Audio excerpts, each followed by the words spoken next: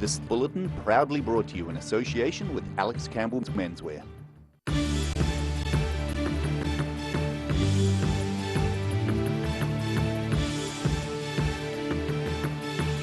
Tonight on The South Today, an accelerated replacement plan is put in place in response to power pole issues around Otago. We chat with the retailer who's in support of a return to cycling on the footpath as a law change is considered. And a young chess player contemplates his future moves after a series of wins.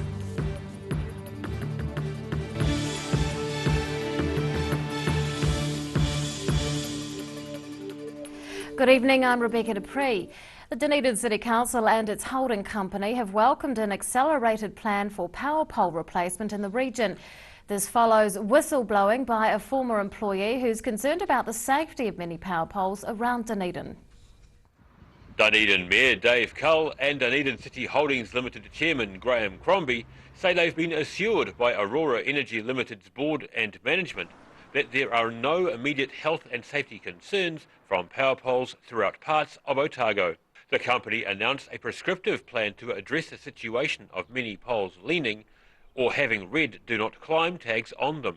Dave Cull says his priority in the situation has been the safety of workers and the public. Following media reports of the dangerous condition of some of the poles, the Mayor sought answers from Aurora Energy. WorkSafe are already looking into the situation, and the Mayor hopes the DCHL review will get to the bottom of all the issues raised. The Dunedin City Council owns DCHL, which in turn owns subsidiary companies such as Aurora. Daryl Baser, The South Today. Labor's Regional Economic Development Team has been touring Invercargill's latest and greatest growth schemes. The group included MPs Grant Robertson, David Clark, Claire Curran and Invercargill candidate Liz Craig. They met with different community groups including Venture Southland, South Alive and small business startup Muffin Tops. The group was discussing creating a community hub in South Invercargill and looking at the projects that have already been completed. They say it's all done to get a better understanding of projects to improve the future of Invercargill. Cyclists may be returning to a footpath near you. A submission to the Transport and Industrial Relations Committee is proposing a law change to allow cycling on the footpath. For the past 30 years it's been illegal, and in the last decade 2 people have died in related accidents. But a Dunedin cycle retailer believes it could be a safer option for some. For the last 30 years, cycling on the footpath has been illegal in New Zealand, but that could be about to change. Hi, I'm Mark Price in Dunedin, and it's streets like these that look eminently suitable for pedestrians to share with cyclists on their way to school or work. Cycle shop owner Steve Dyatt certainly thinks so.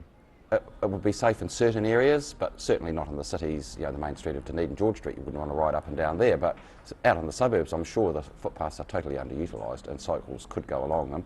But a little bit of education would have to be put in place so that people backing their cars out of driveways, etc. aren't hit by cyclists, because cyclists do go a little bit faster than the average walker. At the moment, aside from posties, only cyclists on bikes like these, with wheel diameters of 355mm or less, can ride on footpaths.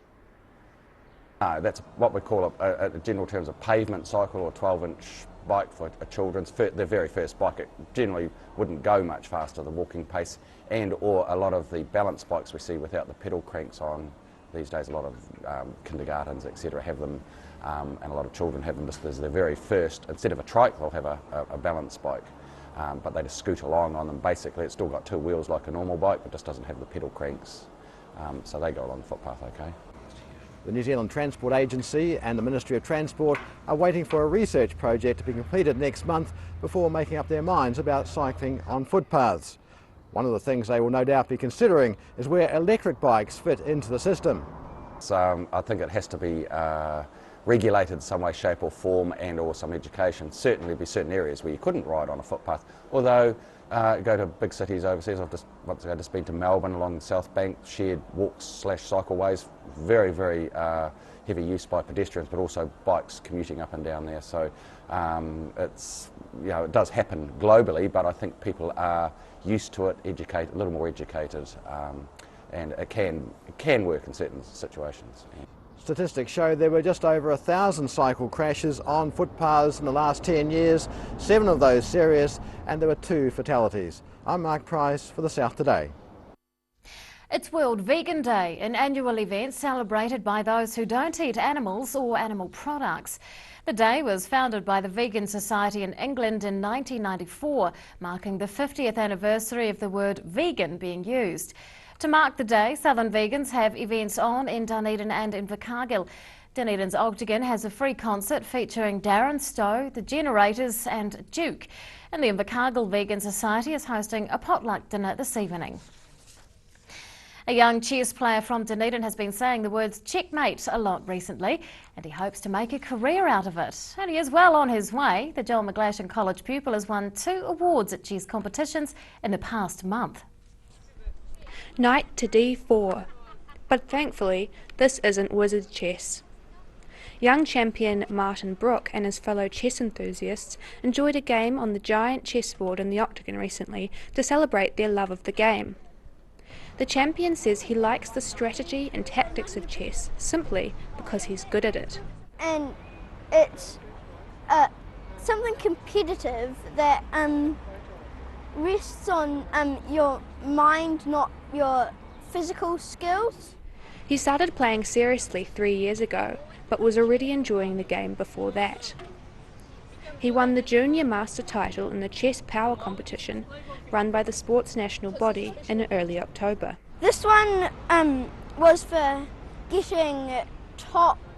I won 9 out of 9 games on a team's tournament. So so I won that as an individual. He also helped his team win the intermediate division of the Chess Power Interschools National Final. Where I'd got the top intermediate, because that tournament was all grades mixed together. He says he would love to be a professional chess player one day, although admits it's a tricky goal. The chess players went up against each other for a friendly giant game of chess and reluctantly left to go back to school with their teacher. Siobhan Watson, The South Today. And good work, lads. It's great to see. Well, still to come on The South Today, we take a look at fashion in the car park at Wingatui. And Southern Lakes fish wash up with a parasite. But is it anything to worry about?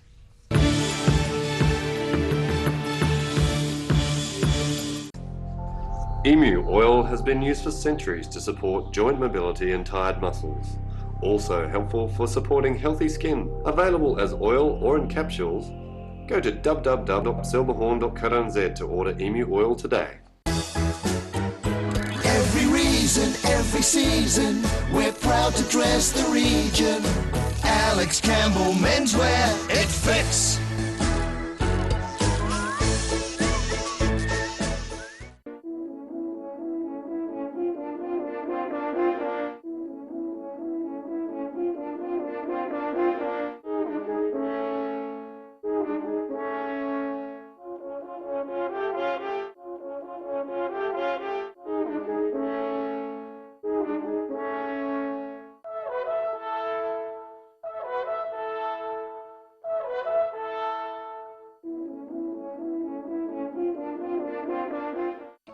Sunny chin. Neck, shoulder, back, sciatica, pain specialists. Innovative tools specifically designed to contour your grooves of depletion and excess muscle buildup. Sunny chin, it works. The 2016 Dunedin Relay for Life will be held on the 19th and 20th of November at Forsyth Bar Stadium. The event will be full of fun, entertainment and team spirit. The Relay for Life is a 24-hour event where you and your team take part in walking a track to support local people affected by cancer. Hi there, my name's John Moyle and I am a cancer survivor. I had cancer 10 years ago and I'll be all clear in December this year, 10 years, so it's a great accomplishment. The Cancer Society did amazing work in Otago and I've met made some good friends and met some good people through that. Relay for Life is one of their major fundraisers for the year, and I stress it's a really important building behind it. It's great fun, and since I've moved into Forsyth Bar, the weather's not an issue. So get amongst it, raise some money, get your friends and family, workmates together, and get down and support the Relay for Life, because the things that Cancer Society do for the people in Otago in the way of services, providing support for families and people going through cancer treatment. But we want to see you down there at Forsyth Bar, raising lots of money, having lots of fun, November this year. Hi, I'm Nick. This is my third relay. We've had lots of fun fundraising for the Relay for Life this year. We've been doing cheese rolls with real onion. We've been selling raffles and have a quiz night coming up, which we're busy collecting prizes for that. We've had so much fun doing this in the past years. Can't wait to do it again. Hope to see you there. It's not too late to join in the fun. Register now, relayforlife.org.nz. When it's time to say goodbye to your pet, Heaven Sent Pet Cremations are here to help you through this difficult experience. Call Heaven Sent Pet Cremations today for their care and guidance. Phone 489-2274. We need your help to rebuild our animal centre urgently. Please give a little today.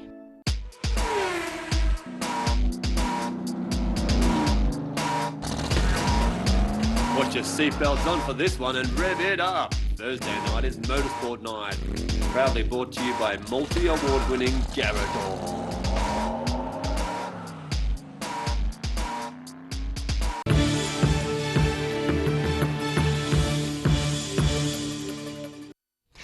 Welcome back. School pupils have been gathering at a Mosgiel school to teach each other about technology.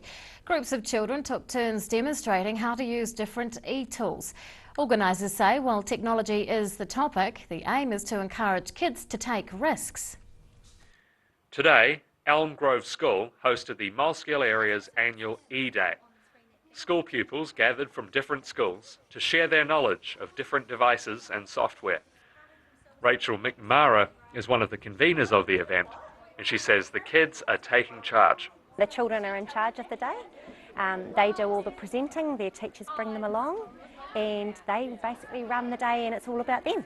The youngsters gather into groups with a presenter and learn about robotics, coding and music apps. There are also other tools such as Scratch, where you can create animations and games, as well as a program called Quiver, which brings into 3D life your two-dimensional drawing. It's the 6th year the event's been held, and it seems to be a growing movement. It came from the one that used to happen in town, and we've started running our own mini one here, but it seems to get bigger and bigger each year. The kids come to E-Day from many backgrounds. Some have roles with technology at their own schools, and others were chosen because they showed an interest. McNamara says while the focus is on using e-tools, the real aim is to encourage the kids to take risks. And it is a big risk to stand up in front of other kids and present to them, and knowing that their teacher's there to help them is great, but it's also someone else watching.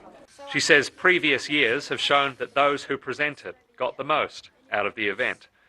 Regarding what they had achieved as a highlight for the rest of the year, Jack Conroy, The South Today. Well, aside from horses, the really big deal at Wingatui today was the Fashion in the Field event. As with previous years, it attracted some of the region's best dressed folk. But judging happens late in the day, leaving the South Today reporter Mark Price in the car park with no other option. This is where Wingatui racegoers park their cars. It's the perfect place for our Fashion in the Car Park event, testing the knowledge of racegoers and their partners.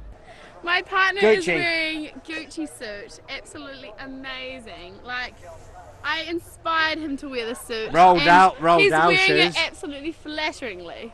And Raphael. She's wearing Heidi Klum.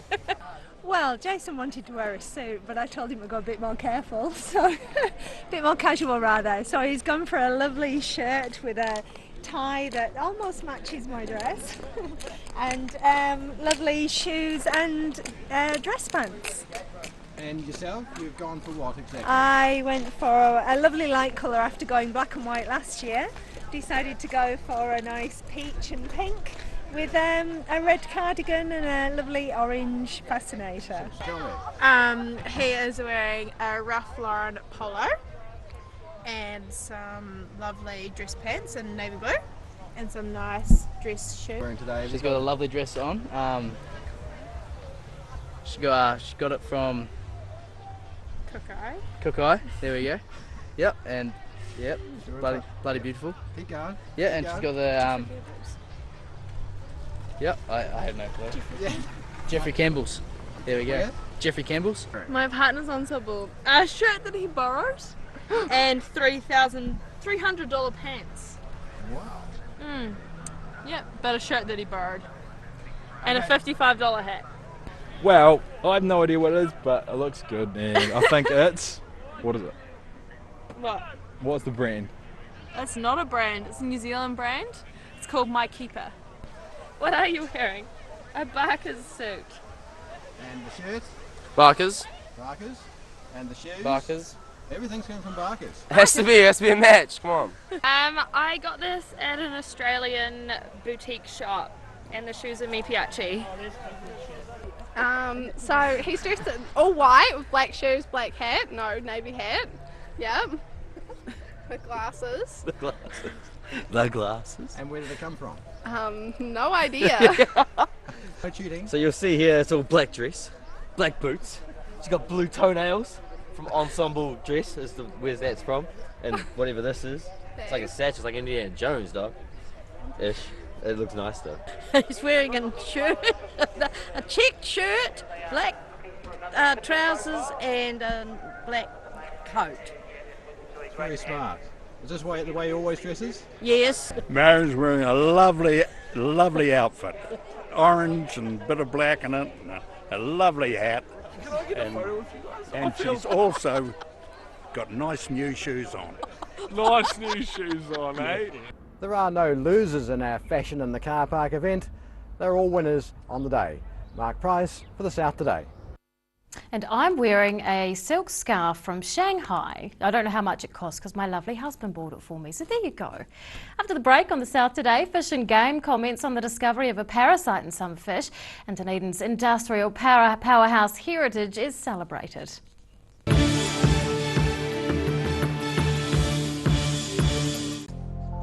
Emu oil has been used for centuries to support joint mobility and tired muscles. Also helpful for supporting healthy skin. Available as oil or in capsules. Go to www.silverhorn.co.nz to order emu oil today.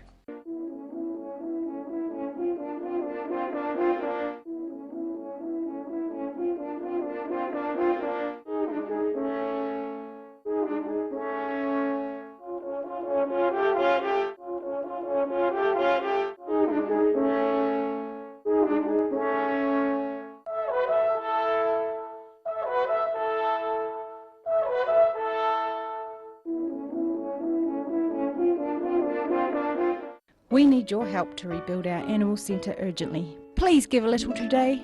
Oh, help! Don't suffer in silence. Call Sunny Chin, Chi Master Body Technician, for structural, muscular, emotional bodywork. Phone 03 4250 606 for all your pain relief.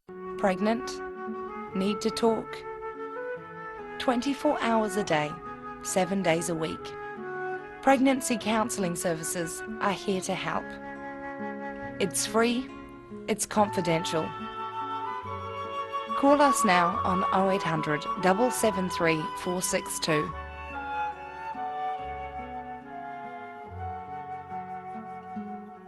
The 2016 Dunedin Relay for Life will be held on the 19th and 20th of November at Forsyth Bar Stadium. The event will be full of fun, entertainment and team spirit. The Relay for Life is a 24-hour event where you and your team take part in walking a track to support local people affected by cancer. Hi there, my name's John Moyle and I am a cancer survivor.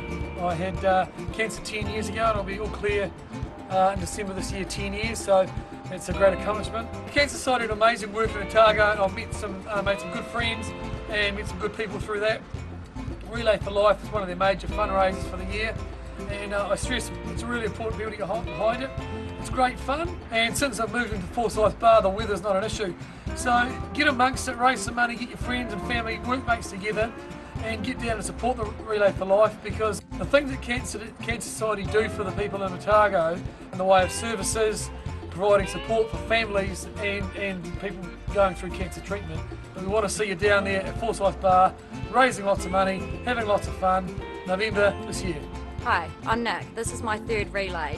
We've had lots of fun fundraising for the Relay for Life this year. We've been doing cheese rolls with real onion. We've been selling raffles and have a quiz night coming up, which we're busy collecting prizes for that. We've had so much fun doing this in the past years. Can't wait to do it again. Hope to see you there. It's not too late to join in the fun. Register now, relayforlife.org.nz.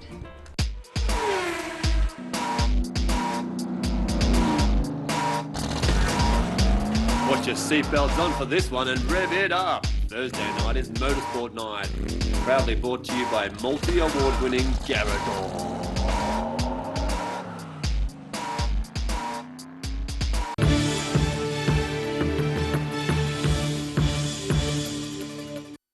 Welcome back. A rarely seen parasite that would put you off your lunch has been found in Southern Lakes fish.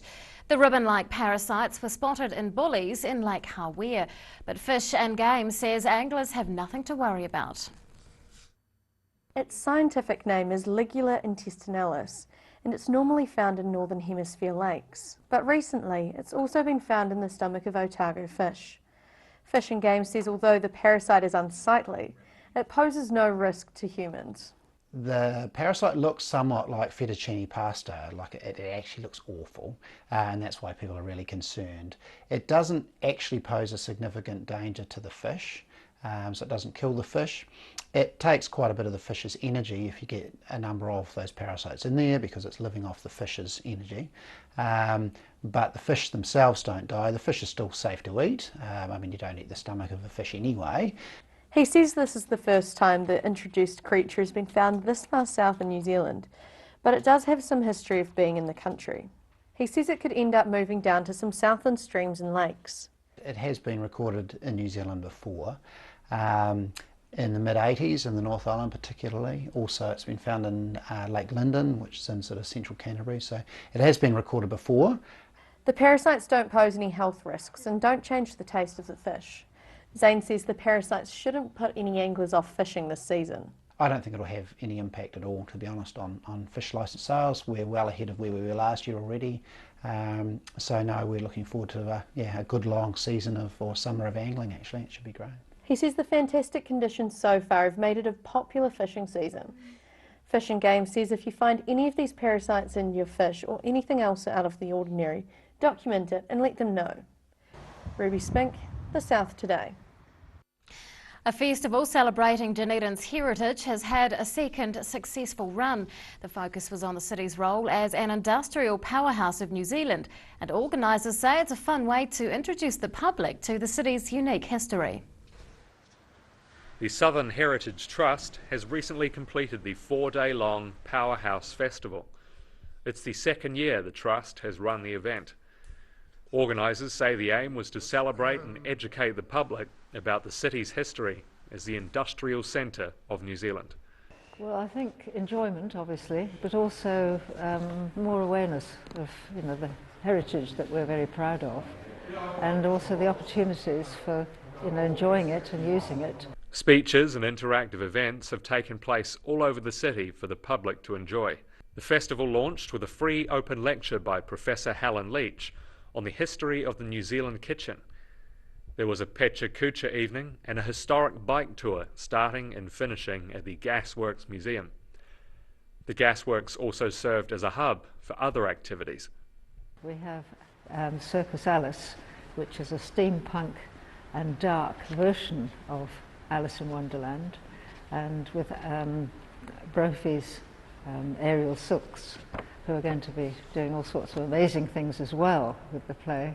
The historic site ran a series of workshops teaching families and children to make Alice in Wonderland and steampunk accessories, while a homegrown tech exhibition continues its run, showing a progression to modern technology. Barsby says she enjoys introducing people to a facility which played a crucial role in Dunedin's history. In fact, the Gasworks will be, with the City Council, one of the community hubs for South Dunedin, and so people haven't either been here or even know about the Gasworks. It's, I think, one of Dunedin's best kept secrets. The Gasworks Museum sits preserved, as it was when it closed in 1987. Opened in 1863, the facility was the first and last of its kind in the country. Jack Conroy, The South Today. New Zealand-made TV series The Brokenwood Mysteries is into its third season. Being produced in New Zealand means it's just one of the productions keeping people working in the entertainment industry. It has caught the attention of Otago Daily Times television reviewer David Lockray. You know, we all have a patriotic duty to watch New Zealand shows. Take The Brokenwood Mysteries, for instance. It's set in New Zealand, and it has a cast of quirky New Zealand characters. Gosh, they're funny.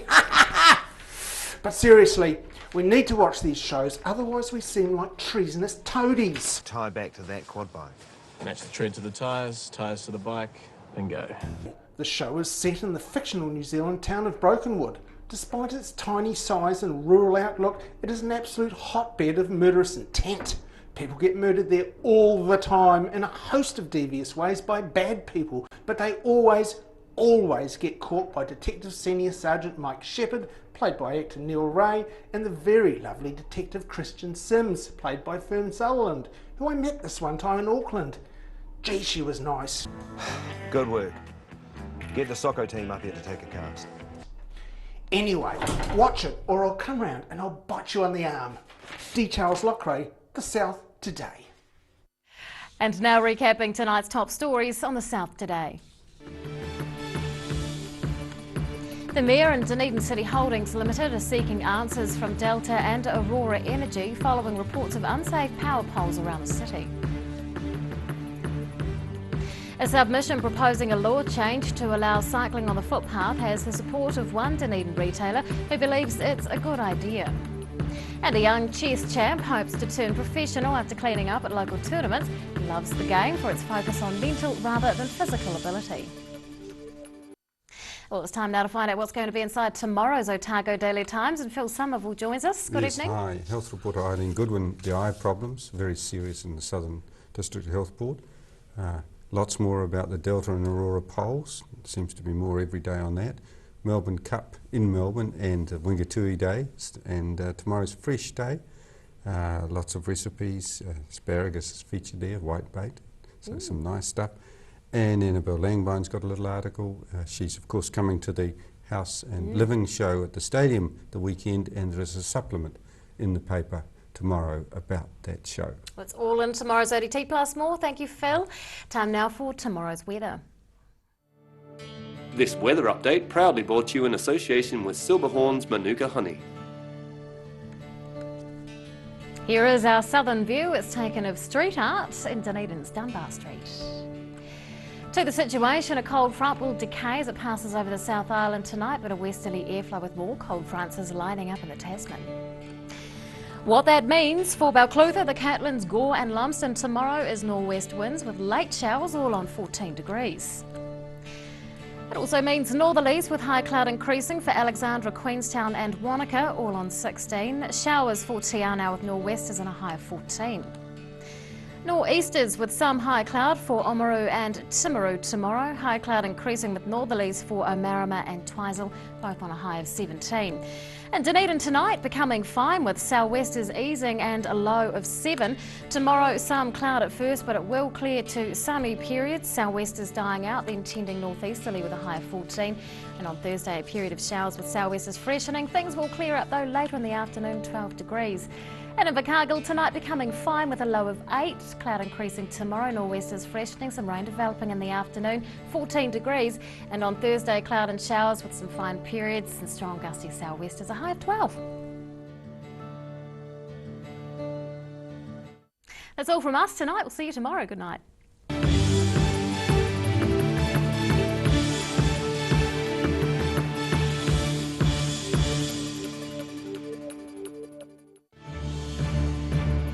This bulletin proudly brought to you in association with Alex Campbell's Menswear. Supporting local content so you can see more of New Zealand on air.